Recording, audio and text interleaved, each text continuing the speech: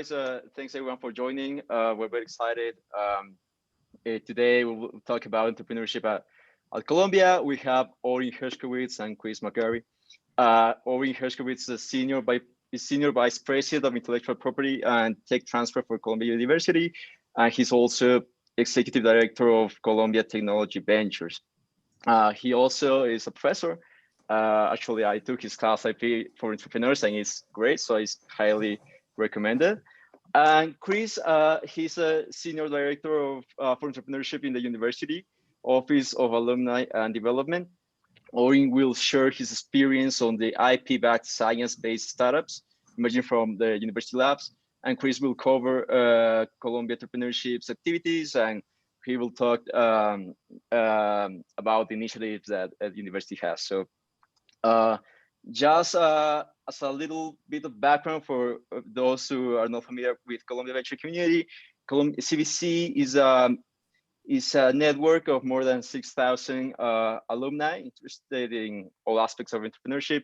CVC aims to foster entrepreneurship among alumni, students, staff. We organize this type of events. So today, the event is organized by Miami chapter, which is co-led by me, Camilo Muriel, and Heloise, who is with us as well. Orin, whenever you're ready, and Chris, please feel free to start. Great, we'll do that. Nice to meet you all. Do you see my screen? Looks good. Yes, we see it. All right, great. So yeah, nice to meet everybody. I'm going to try and just get this back to, there we go. So I'm going to talk about, these guys asked me to talk about the kind of support that Columbia gives to entrepreneurs.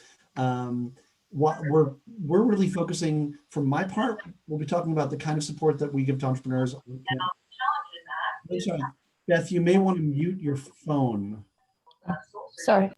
No problem. So I'll be talking about the kind of support we give to science-based deep tech startups.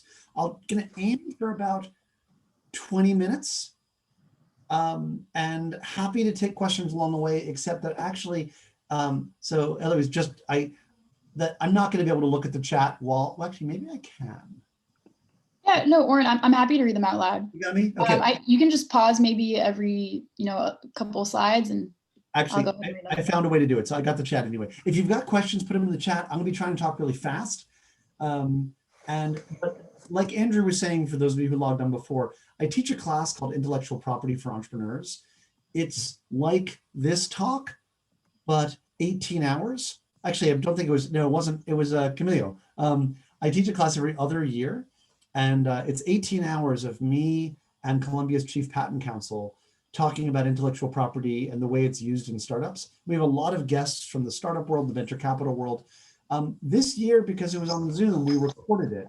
And I'm actually going to have all 18 hours available for free for anyone who wants to watch it. So if you have a little bit of extra time to kill, and those of us, who doesn't these days, if you'd like to watch 18 more hours of us talking about patents, I can send out the link. Roy, deep tech is a term. Tough tech and deep tech are terms that are basically used somewhat anecdotal. I mean, there's no specific binding definition, but typically what they mean is startups enabled by science. So typically these are things like advanced materials, advanced therapeutics, implantable medical devices. If it is software, it tends to be very algorithmic, machine learning, and artificial intelligence, as opposed to, say, business model innovation. It's not better or worse, it's just different. So that's what deep tech means.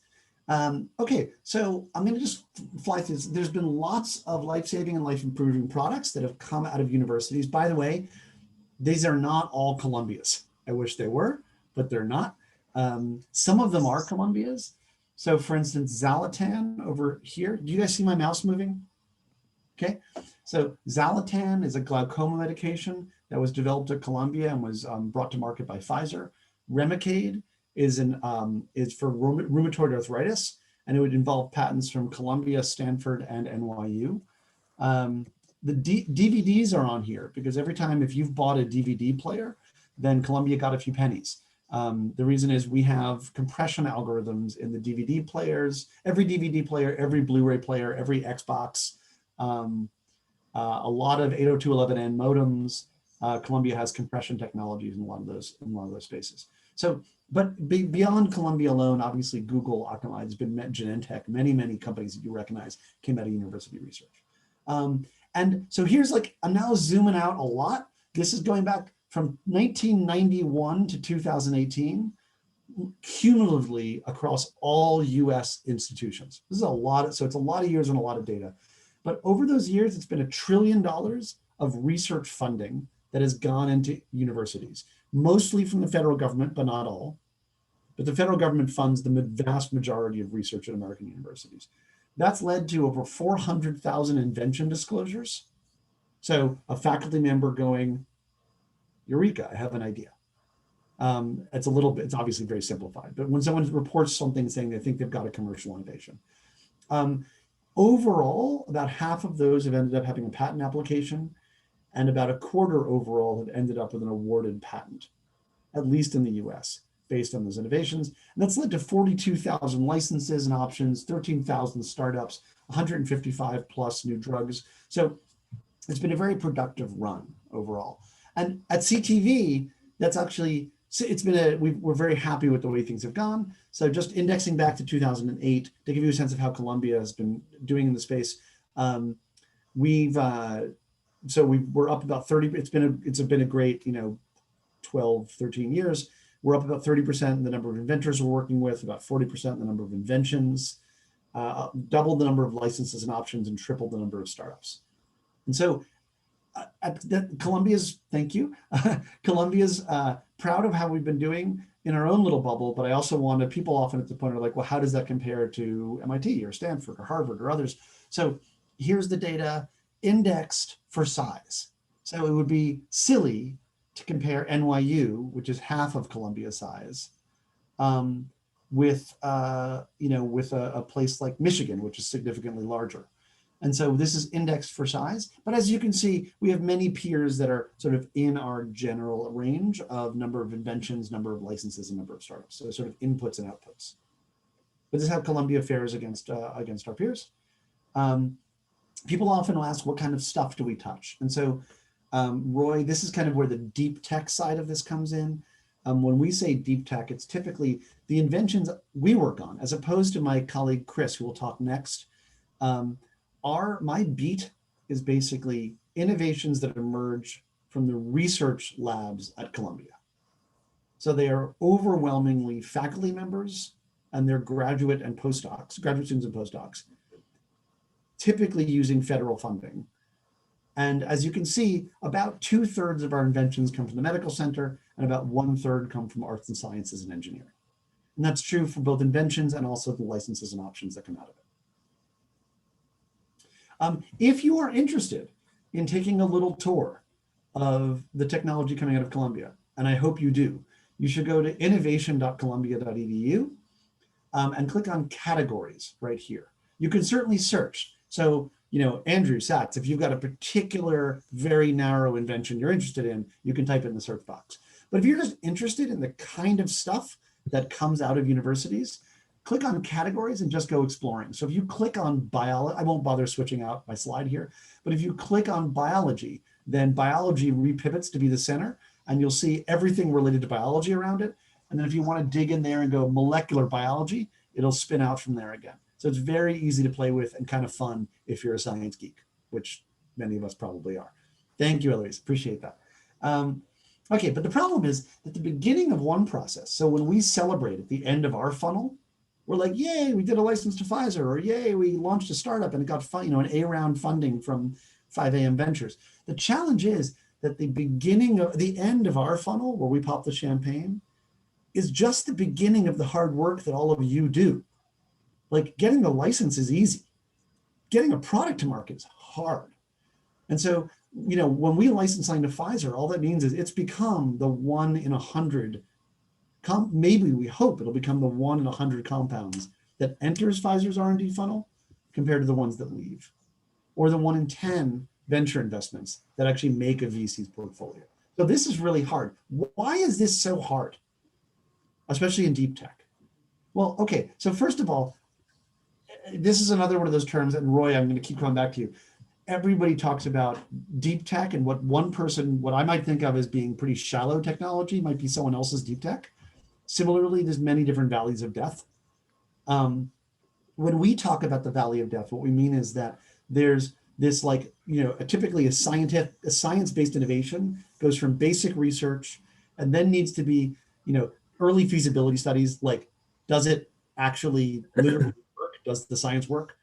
To validation and prototyping, so like making sure you can actually build it, early market testing, and then product development, marketing, and sales. And the challenge is that federal funding and foundation funding typically only gets you to about here. And most industry and venture capital wants to pick up the ball here. And so that's the valley. That's what we mean by the valley of death in our field. So despite that, it's been a good run. And I can talk about all the reasons why the valley of death is particularly terrifying for science-based startups. I both hope for your sakes that you don't launch science-based startups, because they're in addition to all the execution risk you take on in a normal startup, science-based startups have the extra risk of the science itself, which is amazing, because if it works, you get advantage from the patents. Ivanka, you may want to mute your mic. You get competitive advantage from the patents, and a lot of these are venture scale businesses. They go from sort of zero, the classic 0 to 1, like they either fail or are gangbusters. You don't have these slow market rollouts, but the science risk is real. So even with this, Columbia generates around 15 to 25 deep tech startups a year. Here's a list of some recent examples from engineering. So we've got cybersecurity, mobile phone apps, computer vision, water, sort of creating clean water from dirty water, carbon capture, synthetic sort of algae-driven fashion materials and wear wool, battery technology, more vision, super bright LEDs on a chip for projection TV, for sort of projection purposes and heads-up displays. Buoyant photonics is photonics for self-driving cars. So you get the idea. It's very cool technologies. And then in life sciences, similarly, a ton of great companies in life sciences. Schrodinger, this one up here, does computational drug discovery. That was launched out of Columbia about 15 years ago, just went public this year, had a gangbusters IPO. Really, really phenomenal success. Even up to that point, they'd been funded by Bill Gates and David Shaw, among others. So it was a really A-list group of investors. Applied Therapeutics was spun out of the Department of Medicine, and this year also went IPO. Vor Bio is based on Siddharth Mukherjee's cancer technology. By the way, Roy, you might want to mute yourself as well. Or Roy, do you want to mute your mic? Okay. Okay, thanks. So anyway, very, very cool stuff. But CTV is really just one part of the broader Columbia ecosystem, and my colleague Chris will pick this up in a minute and talk about that. I'm going to touch on some of the supports that we in our office provide to entrepreneurs trying to cross this valley of death. And so our mission very much is launch more and stronger startups faster, as fast as possible. So when we think about what they need, we try to segment that into ideation, validation, education, and launch. So ideation is coming up with the idea in the first place. Validation is making sure it works. Education is learning how to work with industry and launch a startup. And then launch is actually launching the company itself. And so so the question is, how do you do that? And when we think about what a startup needs to survive the valley of death, first, you need customer discovery. So you need to understand, what customers need. You need entrepreneurship education to learn how to start the company. You need connection to mentors and coaches, access to prototyping resources, pennies here, validation capital. So not yet, this is a seed round or maybe the A round. So a little bit of money to make sure the idea actually works. You need connections to venture backable entrepreneurs, because a lot of the science faculty at Columbia have no intention of leaving their day jobs, and their graduate students have never started a company before. So you need venture backable entrepreneurs, access to VCs and technology scouts, early stage hires, And if you get through all of that and you're exceptionally lucky, then you might survive the valley of death. And so what we do is, I'm going to now just quickly skim through some of these. All of these, I will send links. Well, actually, the links are on the slides, and you can share the slides, Eloise, when we're done. So we run or help run a series of lab to market accelerator networks around the university. Each of these is distinct in that they have a distinct funding source. So this one is funded by IBM. This one is funded by Corning. This one's funded by Takeda. This one here, Deerfield, is $130 million of venture capital for Columbia life science startups. This is from Sumitomo. You get the idea. But all of them run the same way. It's an open call for proposals across Columbia, and in some cases outside of Columbia, saying, what cool ideas do you have that we should take a look at? And then a panel of external judges down selects to the most interesting projects and gives them the early stage validation funding to try and help get them off the ground. That's been great. We've had almost 1,000 applications, over 350 teams that have gone through the programs, 200 plus cash awards through them, over 40 commercial launches, and $150 million of follow-on funding that's come to these teams so far. It's been a good run. We also have a program called the Executives in Residence. And so every year, this rotates every year, but we have a set of entrepreneurs, venture capitalists, and industry executives who sign non-disclosure agreements and are available to help anybody at Columbia. They do have to be currently at Columbia, but anyone at Columbia with their business. So Dennis Purcell founded Aisling Capital. Linda DeJacque spent 30 years at Johnson & Johnson and the FDA. Colin Foster ran business development for Bayer for many years. Michael Aberman was at Regeneron in business development and then launched Quintus Pharmaceuticals, which was funded $40 million Series A from Versant. Anyway, you get the idea. Adam Shakawi is the co-founder of Material Impact Ventures out of Boston, like heavyweights.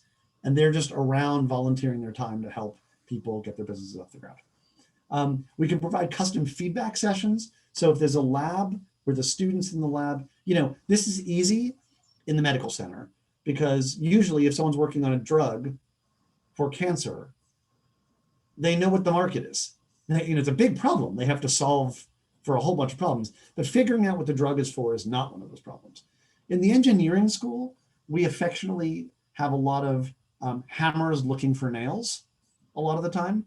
Like, they have solved a technical problem, but they're not sure what it's for. And so what we can do is we can bring venture capitalists or industry folks in to hear the students sort of pitch their ideas and provide them custom feedback on like how it might be used in industry in ways that they haven't thought of. So like solutions in search of problems, we can provide some problems to people. I mentioned I teach the IP course. It's going to be available online. You guys can all listen to it. We run a series of lab to market business operations intensives. We're actually, historically, these have only been open to the alumni of the lab to market program, but we're trying to figure out a way to make them more broadly available for Columbia alums in general. And there are a series of workshops and things like people operations, marketing, fundraising in life sciences, partnering and licensing with industry, general business development, sort of educational courses. So we're trying to figure out a way to make these more available. Columbia runs a program called the Ctv Fellows Program. So we have 35 graduate students who work as interns on our office at any given time. So at any moment, there's 35 of them running around, and some graduate and we replenish the pipeline. But they are there to create the first draft. I mean, they do many things, but one thing they do is create the first draft of pitch decks. So when the faculty want to go out and launch a startup, they can start with a 10-page pitch deck, customized for their business, and then they can work on it from there, as opposed to having to start from scratch. But these are all PhD grad students in the sciences, so they kind of know their way around the space. About 6 or 7 years ago, I started, along with my colleagues from the institutions here, we started a program called the Academic Venture Exchange, where, so imagine this happens like at Columbia, we might be launching a cybersecurity startup, but I might not have any executives in residence this year with cybersecurity experience, but I might have some great cancer experienced executives in residence. And meanwhile, my colleagues at Stanford might have the opposite problem. Great cybersecurity CEOs, but only cancer startups. So we essentially merged our network so that Columbia startups can now tap into the mentor networks from all of these institutions to try and find their next CEO. So it's a network of venture backables. It's about 1,200 venture backable CEOs and over 500 university patent-backed startups and deep tech startups. So far, 50 companies have been formed out of this network that didn't exist before, with IP from one institution and an entrepreneur from a different institution. So it's been a huge success for us. We work with a variety of law firms. These are the 5 that are currently on the list, who have offered to give sort of discounted and deferred pricing to Columbia startups. And all of these guys are not conflicted with Columbia. So you can work with them without, basically they can negotiate against us. Like they are very good at launching deep tech startups, but they have no obligations to Columbia. And therefore you could hire them and to negotiate the license agreement against us without any conflicts. But on the other hand, all of these guys have been recommended strongly by at least one of our startups already. So they're kind of validated as knowing what they're doing. Every year we have a pitch. So we work with around 900 venture investors across the country to connect our startups up with the venture capitalists. Some of these are huge firms like NEA and Arch and 5AM and Flagship and, Andreessen Horowitz and others. And others are individual investors. So not all 900 are, the behemoths. But every year we have a pitch day where we invite all the venture investors to come and hear pitches from the deep tech startups. We usually get around 150 to 200 investors in the room for that. But also 3 times a year, we send out a mailing list to these investors to let them know about the startups that are emerging from Columbia, deep tech patent-backed startups from Columbia. And actually, each time we send that out, we get about 70 new conversations. It's got a 50% open rate. And we get about a 70 new conversations going between VCs and our startups from the Columbia pipeline. We've moved over, about 10 years ago, we moved to a standardized set of terms. So essentially all of the startups that launch that need a license from Columbia's IP portfolio get a very startup friendly set of terms. We take 5% equity with anti-dilution through the Series A. It's $1,000 upfront, no other upfront fees. We defer the past patent expenses until you've raised your funding. And then everything else is based on our comps for your specific industry. So we've done a couple hundred startups now using this deal, and it's been very easy to do. I mean, we still negotiate. People still try and get us to drop the rates, but it is very helpful that we say everyone essentially gets the same deal. So it's very easy to work with. And I think this is my last slide. We also have 2 Columbia affiliated startup accelerators. One, Chris will probably talk about, the Columbia Startup Lab, because he runs that, not us. And then next month, we are launching the Alexandria Launch Labs at Columbia. Alexandria is the world's largest life science focused real estate company. They're a public company. They run Mission Bay out in San Francisco and the Alexandria Life Sciences Center in New York. I believe they have operations in Miami. I'm not entirely sure, but I think they do. And they are opening a 15,000 square foot startup accelerator for 20 to 25 companies across the street from Columbia on Columbia adjacent property. So we're very excited about that. Oh yeah, and we also support SBIR applications when people want to file them. So if you want to learn more, our website's there. You can sign up for the monthly newsletter we send out. You can email us at techventures@columbia.edu, or you can put a question in the chat if you'd like. And you could go hunting for IP in innovation.columbia.edu. Quick question. Is Alexandria Labs, when it opens up, will that be open to the public, or do you need a Columbia affiliation? Open to the public. So right now they're about 15% occupancy, and it's all from Columbia. So far it's all from Columbia startups, but they are open to any startup can take occupancy. And they've got wet lab facilities? Yep. And in fact, it's meant for lab focused companies. I mean, like Andrew, you could land there with like a sort of machine learning approach to life sciences to sort of be part of the vibe, but it's priced for labs. So it would probably mostly make sense for companies. It's cheap compared to the market, but it is a lab incubator. So it'll be more expensive than the Columbia Startup Lab, for instance.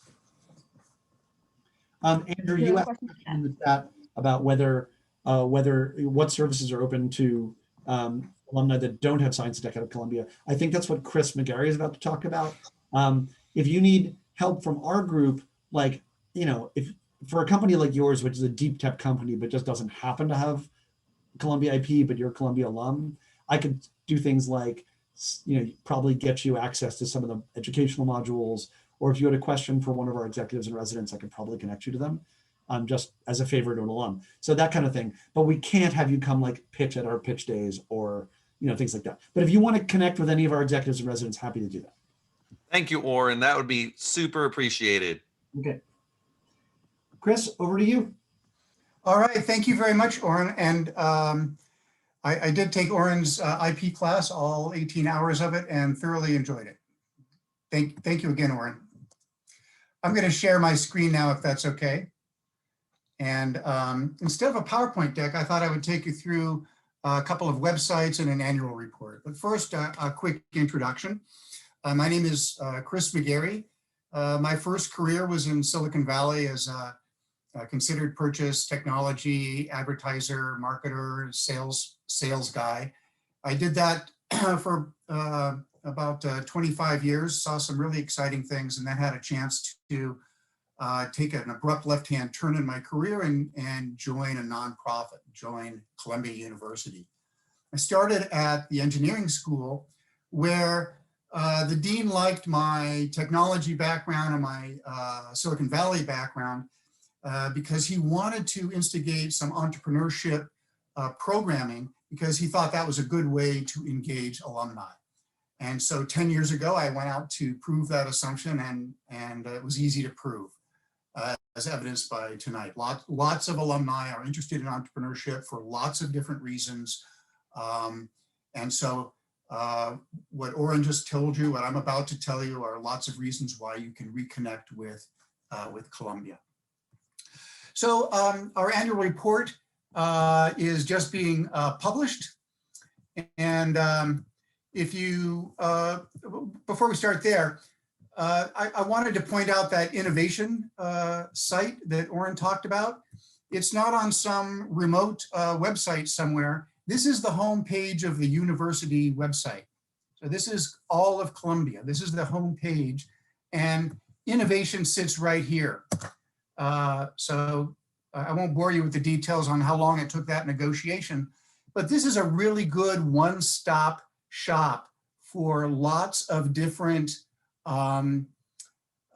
resources around the university. This is not group specific. This is an aggregation of lots of different groups around the university. Here's Orin's group, for example, and here's a business school group, for example, etc.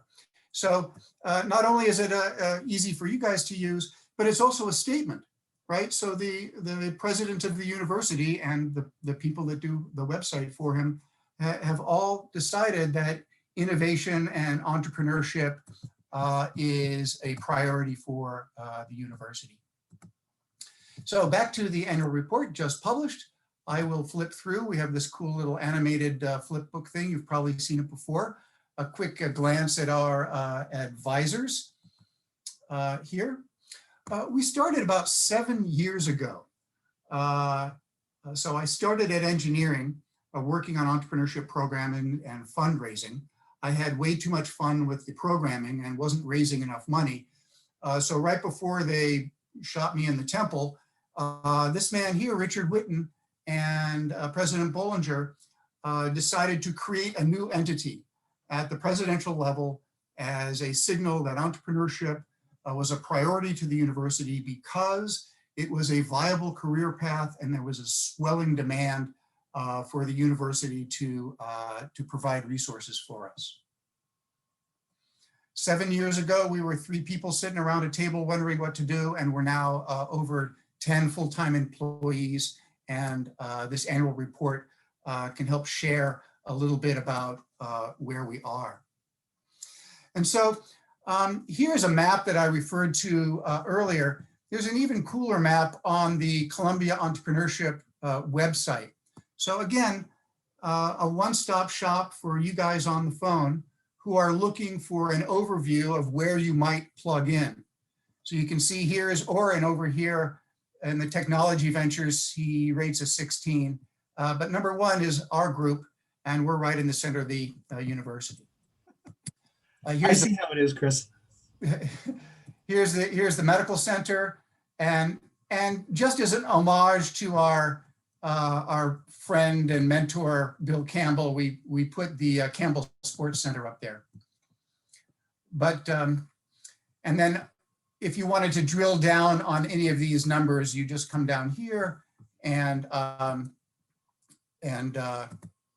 click into the sites.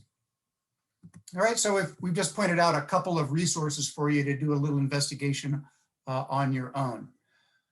I did mention that we are, university-wide, and we are in the president's office, but we are by no means a hierarchy. This is 1,000 flowers blooming map. These entities are decentralized and operate independently. Where, however, two or more of these groups could come together to form a program that is greater than the sum of their parts, that's where Columbia Entrepreneurship comes in.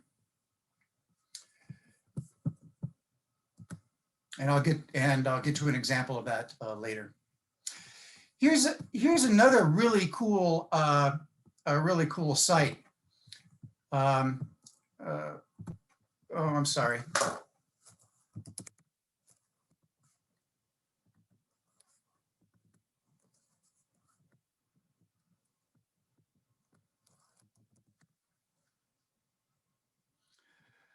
Okay, so another site that I think would be interesting for you to play with is an API connection to Crunchbase. So we've tunneled in through our site into the Crunchbase database to reveal everything that Crunchbase has just for Columbia. So homepage of the Columbia Entrepreneurship website, inside the numbers, takes you to this website here. So this is, as I said, all information pulled from the Crunchbase database. But here you can look up Columbia startups by school.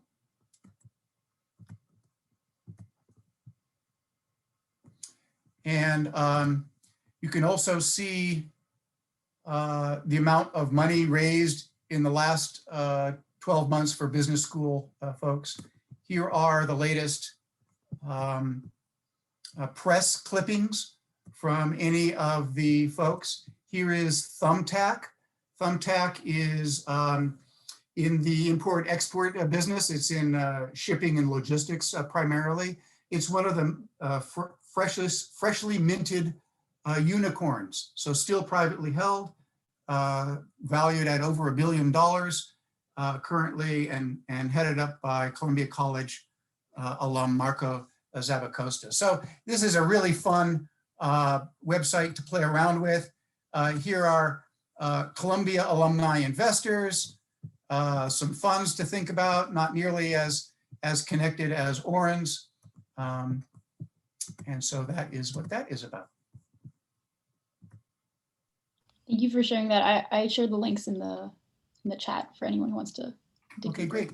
It's also worth noting that it's entirely like Chris's team and our team, and frankly the entrepreneurship teams in the engineering school, the medical center, work really super closely together, because like they have resources we don't, and we have resources they don't, but we also have different missions and all of that. And so it's sort of not really fully comparable.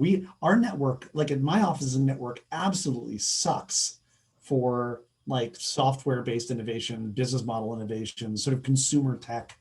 Like if someone came to us and wanted to launch a new consumer finance app, I wouldn't have any clue what to tell them. And so we send those people over to Chris's team all the time. Yeah. So for that reason, it brings up an even better point. Orin can teach a lot about what he teaches about, and our group can do the same, but we cannot teach fire in the belly. We cannot teach self-motivation. We cannot teach, get it at all costs kind of motivation that an entrepreneur needs.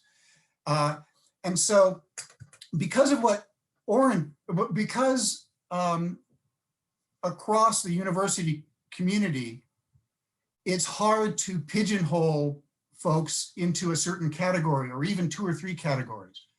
Because if you think for a moment about the number of different verticals represented in the community, some are doing deep tech, some are doing food trucks and everything in between. And then there is the level of sophistication for the entrepreneur. Again, across all of these different verticals, you'll have nascent entrepreneurs who've never done it before. You can have business school entrepreneurs who have a vision for a tech venture, but can't code their way out of a paper sack. And you've got engineering. So again, skill sets are different. And then stage of the company. Are you at a beginning stage or are you pre-IPO? So because there are all those combinations and permutations, it's really hard for Orin and I to set up a particular or a couple of different programs that'll fit everybody. It's not like teaching French where you start in French 101, 102. So what we've done instead is set up this 1,000 flowers blooming, but that puts the burden back on the entrepreneur to go and do the investigation, which is a bit why I started with all of these resources for you to find what you needed. So you'll have to, that's part of the motivation that's required. We can teach a lot of things, provide a lot of things, but it's kind of on you guys to pick and choose what you need. I'm usually available for office hours where I can play traffic cop and point you in the right direction. But again, we really rely on the self-motivation. Now, another program that I want to talk about that's particularly compelling is the Columbia Venture Competition. That's this guy up here. This year, we're in our 7th year of the competition. It is open to all schools, including Teachers College and Barnard. It's open to all current students and alumni 5 years or less from their most current degree. So that probably includes some folks in the room. So, and that includes graduate programs. So it's possible that an alum from the college undergraduate program is competing against an alum from a graduate program and stuff. This year it's a $300,000 prize pool. There are 6 categories. SEPA has one, mostly about international social entrepreneurship. There is an undergraduate track, not relevant to the folks on the call. There are 2 technology tracks for that. And then there are 2 other tracks. One is the Startup Columbia sort of catch-all track. And then we have a separate, first time this year, we have a separate social enterprise track. So competitors can choose which track they want to enter, and you'll be off to the races. I am 2 days late on sending that announcement out, so please stand by your inboxes and look for that, that announcement. We'll kick off, as I say, in just a few hours, but between rounds, between now and April, there'll be workshops on pitch coaching and startup law and on how to present your financials in a credible and compelling way in a short period of time, stuff like that. This is the Columbia Startup Lab. This is a 5,100 square foot co-working facility. You can sort of see a little bit here. 2 stories. There are 71 alumni working full-time on their ventures. Those are the first criteria for getting in. You have to be not working on a degree or have another job. This needs to be your full-time pursuit. And you need to be 5 years or less from your most recent degree from Columbia. There are usually, of the 71 individuals, they comprise between 35 and 40 startups year to year. The average is about 1.5, 2 people per team. If you get to be about 4 people on the team, you've probably begun to outgrow the startup lab. About 20% of these folks are cash flow positive, have professional investments, from investors in excess of $100,000, and they've been around for a while, so they've survived a couple of valleys of death. this is not open. This would be open to you guys if you're 5 years or less, but you'd have to be in Manhattan. We do use the Startup Lab as a hub in pre-pandemic days, as a hub to bring people together and have events and workshops and things like that. It's a great community. It's in a WeWork building. It's just filled with energy.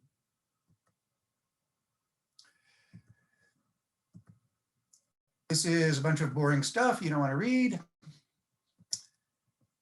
I should take a real quick pause here and mention that our foundational principles, the things that we that are included in just about everything we do, is lean launch methodologies. And by far the most prolific writer on lean launch is a guy named Steve Blank. Google him right now, bookmark his website. He's incredibly insightful and, as I say, incredibly prolific. He's a pretty good writer. So that's lean launch. The other discipline that or set of methodologies that we teach and believe in is design thinking. And so we set up our own Columbia Entrepreneurship design studio, and we use the design studio in a number of different ways. The design studio is embedded, for example, in the capstone course at BME, Biomedical Engineering. So Katie Ruthner brings her students from MUD over to the design studio and teaches that capstone course. I won't go into what design thinking is. If you don't know, find out, do your research, but time doesn't permit right now for us to do that.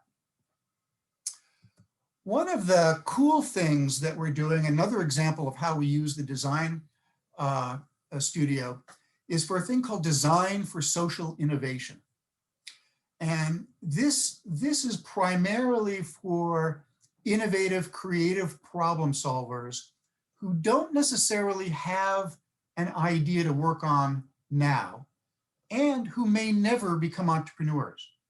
Instead, they believe that armed with the tools that entrepreneurs have been using for decades to solve complex problems, that they can take those tools, design thinking and lean launch, and bring them into the environment that they land in after school. So they can be intrapreneurs in a large corporation, or they can be entrepreneurs. But in either case, they're armed with these incredible problem-solving skills. Design for Social Innovation combines an interdisciplinary cohort of students. So we source these students from schools across the university, engineering, business, teachers, college, Barnard, graduates, undergraduates, frankly, mostly graduates.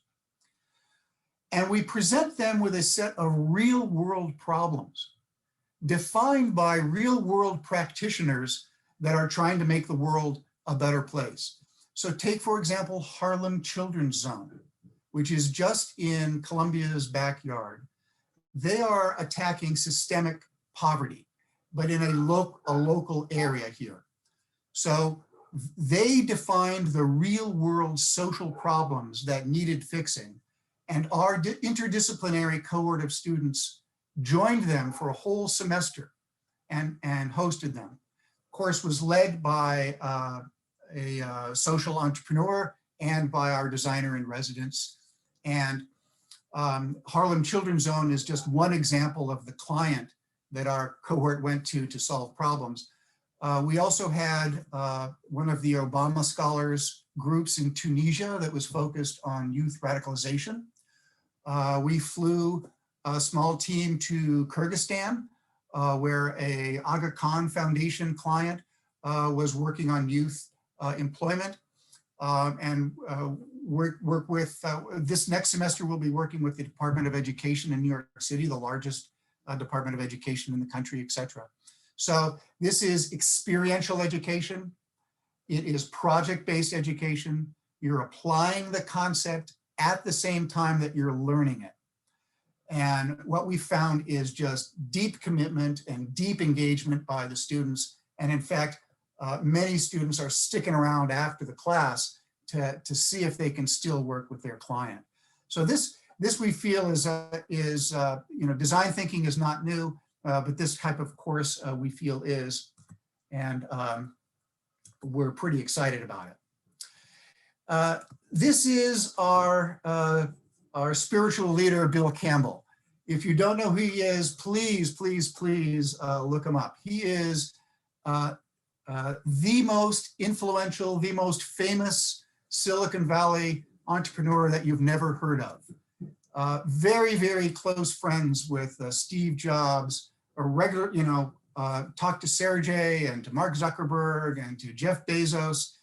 And he did it because he loved it, not because he was being paid for it. He was CEO of an Apple spinout for a number of years. He was also, if anybody's into advertising and they remember the 1984 Mac ad, a very famous ad if you're into advertising, Bill Campbell was the marketing vice president at the time that, that Apple approved that ad.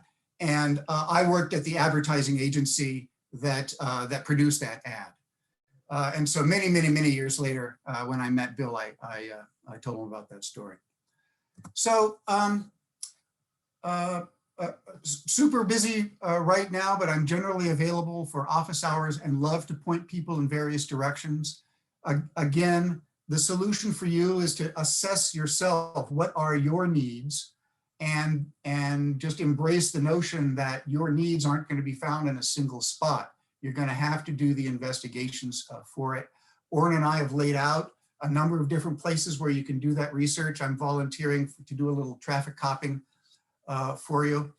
And someday you may become one of these Columbia ventures. With that, I'll take questions. Thank you, Chris. That was so great. Feel free to type questions in the chat and we'll read them out loud. Oh my goodness, there's 12 of them. Here we go. I think there's one from Kurtland.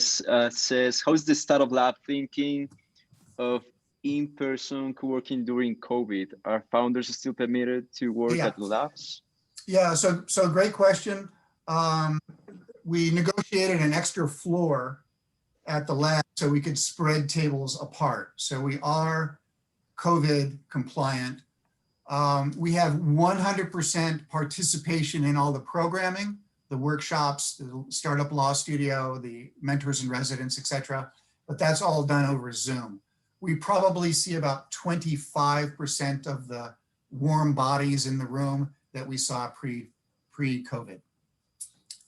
Next, can you help me with the next question, please? One question. I work with Columbia World Projects. I'm familiar with what they are, and it's interesting. At a very, very high level, the president is saying great research universities need to continue to be great research universities, but there's an obligation for the application. There's an obligation to make the world a better place. And so the president came to this insight about 20 years after the rest of us said, yeah, we can apply what we've learned, and it's called entrepreneurship. He's kind of struggling at that high level to turn basic scientists into entrepreneurs. Please don't share my point of view with him, if you would please. But no, we're not connected, but we're familiar with them. And I guess we're connected in spirit in that we're both based on about the application of things, not just pure research. Next question.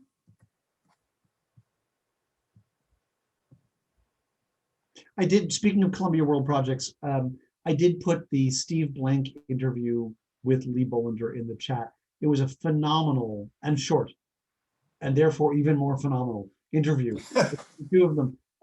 But really the topic of the Columbia World Projects and the fourth purpose came up. But basically the idea is that the modern university, by the way, I didn't actually know what the three other purposes were. I only knew there was a fourth one, so the premise is that universities are always about teaching the next generation of leaders, pushing the boundaries of knowledge with research, and getting engaged with your local community. And the idea behind the fourth purpose is that the modern day university, the problems facing the world are so existential and so complicated and so globally interconnected and involve so many stakeholders that places like universities are almost uniquely qualified to get involved and actually try and help bring everyone together. And that the modern university needs to be having an impact on the real world, not just publishing papers about it. And the reason that was interesting to Steve Blank, I think, is because it actually resonates strongly with the whole sort of get out of the building, find out what the real problems are, iterate and learn by iterating, that like, no problem was solved by sitting in your boardroom mentality. And so there's a real resonance there. Like in some ways, it's a university trying to rethink itself as an entrepreneurial startup. Yeah. Just a 250-year-old, $10 billion endowed startup. Yeah. I think there's an interesting cultural issue that we kind of see in a different form at the medical school, where there are a number of medical school students who are interested in entrepreneurship, but it's a difficult environment to get any kind of programs started. They just put Wafa El-Sadir, an epidemiologist, in charge of the world projects. And it kind of makes sense because you need to be a scientist to study pandemics. But it's all about the application and the impact of that discipline on the ground. There was a quick question about Corilla Barbecue. They're out of business. Unfortunately, they were my favorite too. Oh no! Every year they did have a brick and mortar storefront, but I went on the website looking for them the other day, and they're gone. A lot of our food startups, as you might imagine, really got hit hard. A couple of them were able to pivot in just the right way, or they were already kind of positioned to take advantage of a few things. But boy, if you were dependent on catering or food delivery, you're in a hard place. I will say though, with respect to food and the business plan competition, when the pandemic broke out, all of the restaurants around the Harlem hospital had been shut down. And so if you were in the Harlem hospital and you were staff or the medical staff, there was no place to eat except the awful cafeteria. So I went to the competitors of the business plan competition and said, would you be willing to donate 10% of the cash prizes? You haven't won them yet, but can we take 10% out and give it to the Harlem hospital as long as they pay a Columbia food founder to import some wonderful food? And so, so I'll just end on that note as an example of how food founders are pivoting and how the community really tries to come together and do interesting things. Thank you, Chris. Thank you, Orin. Maybe just to finish, because we know we have a hard stop at 7. Do you have any other general advice for entrepreneurs for these COVID times? I mean, I got to tell you, like, possibly necessity is the mother of invention, but in my world, things are going gangbusters. I mean, it's obviously, it's terrible times for humanity for all sorts of reasons.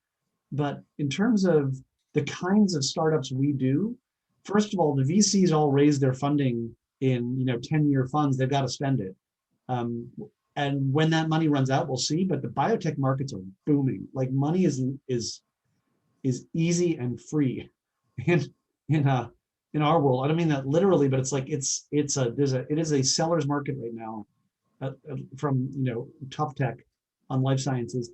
It's harder in the physical sciences and engineering. It's harder in software, but the money's still out there, and we we're excited. We're still, and these things have a chance to really make an impact on the world. So it's good stuff. I don't know about Chris's doing that. Yeah, same thing. It's a K-shaped recovery, and for that upward slanting line, I hope they keep in mind the lower slanting line. We're all one community, and you can only go in separate directions for so long before the whole thing collapses. One thing that makes me proud and lucky to have the job that I have is that almost without exception, whether it's for-profit or revenue generating or not for profit and wholly dependent on philanthropy, almost to a person, Columbia entrepreneurs really do want to make the world a better place. I can't remember the last cynical get rich quick idea I saw. And so thank you for being, for representing in Miami this Columbian entrepreneurial spirit. Thanks, everybody. All right. Christine, thank you so much for your time. Cortland, nice to see you. Andrew, nice to see you. Take care, everybody. Bye. Seeing you, Chris. Thank you so much for joining, everyone.